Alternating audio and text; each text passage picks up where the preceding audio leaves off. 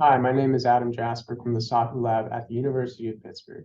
We merge principles and techniques of regenerative medicine and rehabilitation sciences, considered as separate disciplines until recently, to create effective treatment strategies for toxic environmental exposures.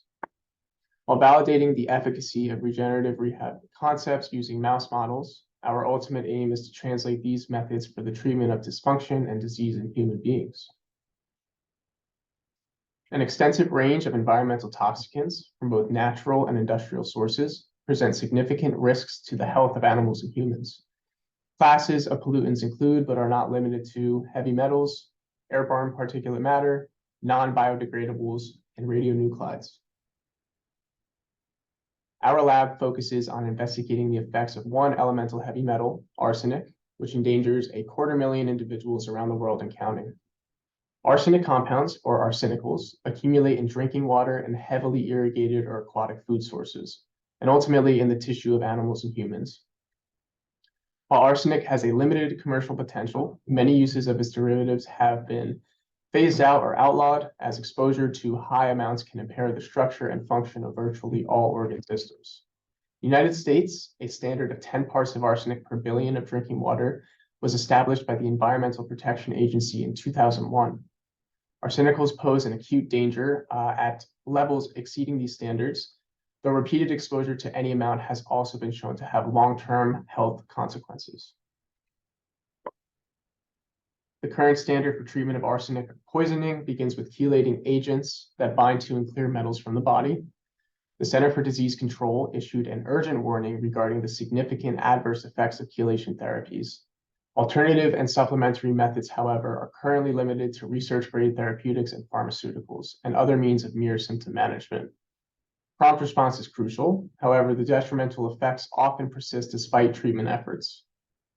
There exists a need for more accessible, less invasive, and better tolerated treatment strategies that provide both the short-term relief and long-term resolution to damages incurred from environmental and occupational exposures. Working toward this aim, we focus our investigation on the musculoskeletal and nervous systems, both of which are particularly susceptible to enduring damages from both acute and prolonged arsenic exposures.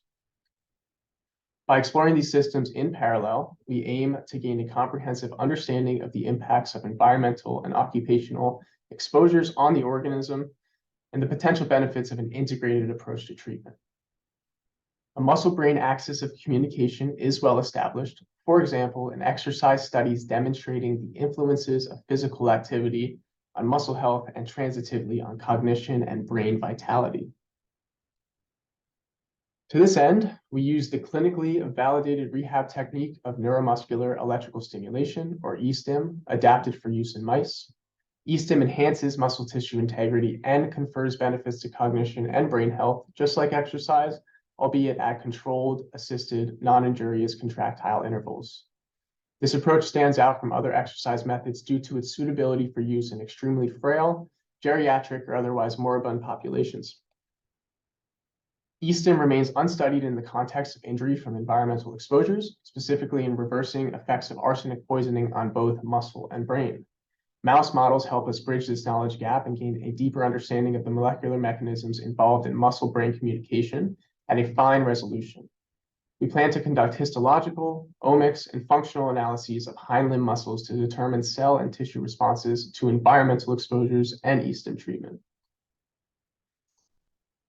In addition to evaluating strength and cognitive capacity of mice after arsenic exposures with or without rehab, we aim to explore the structural wiring of the brain using MRI scanning. Diffusion tensor imaging of brains is conducted and analyzed with DSI Studio.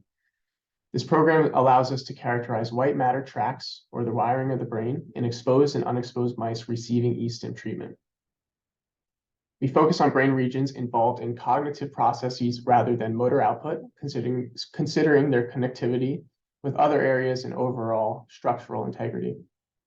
Additionally, we will investigate the role of extracellular vesicles, which are circulating nanoparticles carrying proteins and transcripts in linking muscle to brain. EVs originate in one organ, exerting influence on other, often disparate parts of the body. They have cargoes that can be altered under the influence of various stressors and recovery methods. We aim to categorize these vesicles in relation to arsenic exposures, assess potential responses to yeast and rehab, and explore their potential as a therapeutic targeted at enhancing brain function following injury.